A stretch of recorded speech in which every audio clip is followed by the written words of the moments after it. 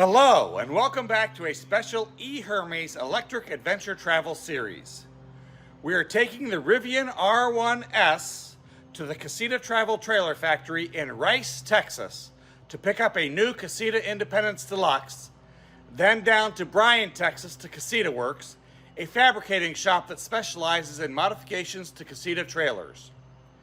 After that, we're going to wander throughout Texas, Oklahoma, New Mexico, and we might even make a quick dash into Old Mexico. Then we'll be dropping Mrs. E-Hermes off at the Albuquerque airport, where she will be flying back to Northeast Ohio for a family commitment. I will then finish driving the Rivian and Casita back to Northeast Ohio. We will show you what it's like to travel, hike, camp, e-bike, and sightsee in a Casita, towed by a Rivian, and any special charging challenges we might encounter. So come along with us. Welcome back to E-Hermes, your electric adventure travel channel. Please remember to subscribe, hit the like button, and hit that bell button to be notified each time an episode of this series is uploaded.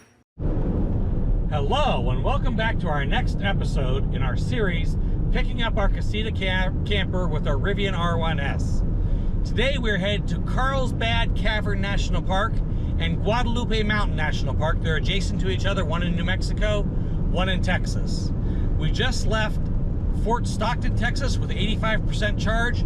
It says we'll get to our campground with 12 miles of charge, but we're driving right by another charger, so we're gonna stop, have some lunch, and charge real quick so we have enough to be comfortably to our campsite.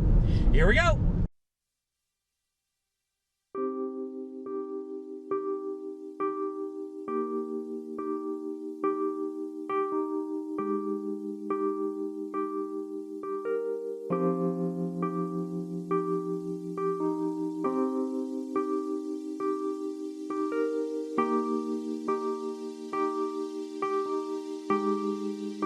Did a quick stop at the Electrify America in Pecos, Texas.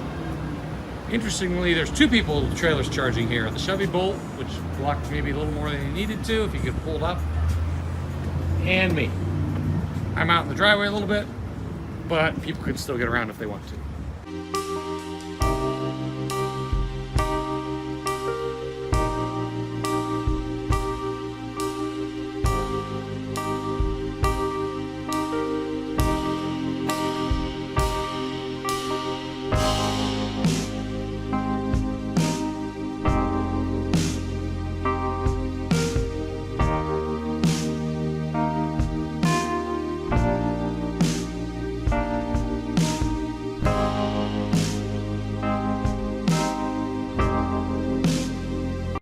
After setting up camp at Carlsbad RV Park and as evening approached, we headed back to Carlsbad Caverns National Park to watch the famous bat emergence. Photos or videos are strictly forbidden, so the only photos we can show you come from the National Park Service.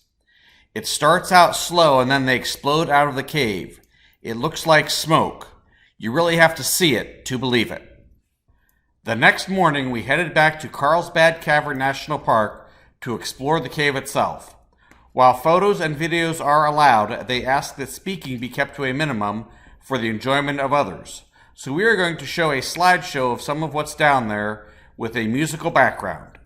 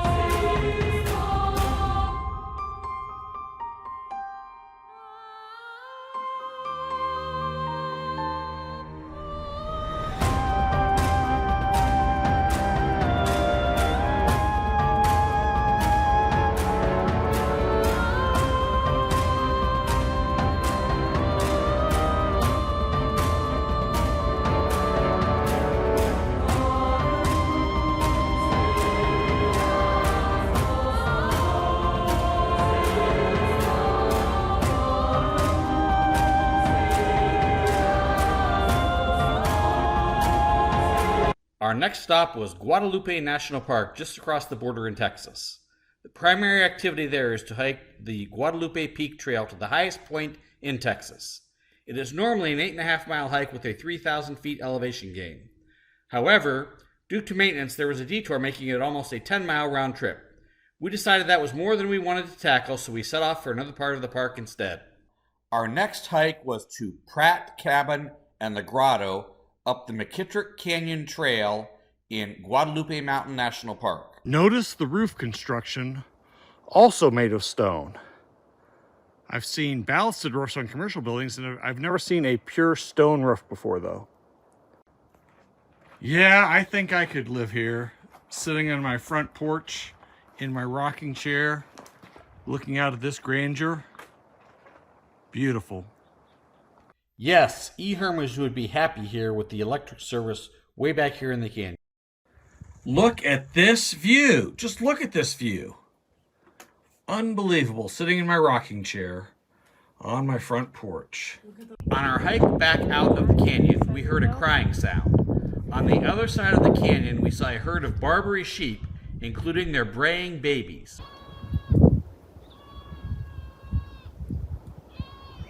After touring Carlsbad Caverns and Guadalupe Mountains National Parks, we headed out on a long and lonesome highway towards Las Cruces, New Mexico and White Sands National Park.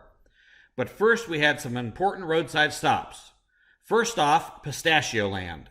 In order to get there, we needed one charging stop in Artesia, New Mexico. These are some nice new units here by a company called Power Electronics.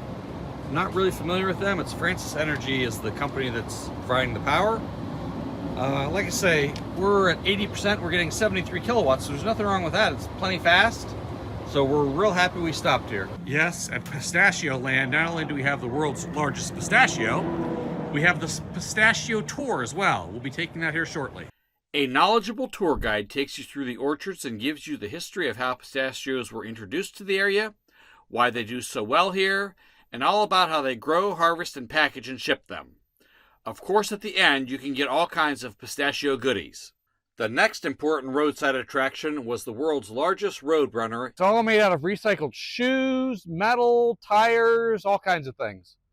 Kind of neat. Before heading to Leesburg Dam State Park Campground for our overnight accommodations, we had one more charging stop.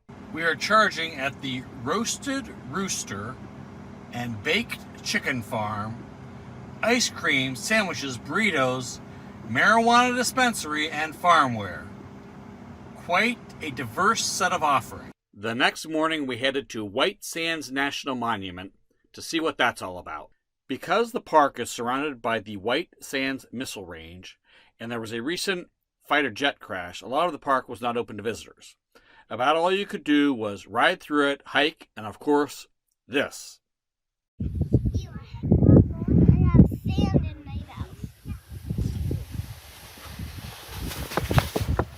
We certainly hope you've enjoyed this look at Carlsbad Cavern, Guadalupe Mountain, White Sands National Parks, as well as other surrounding areas and things to see.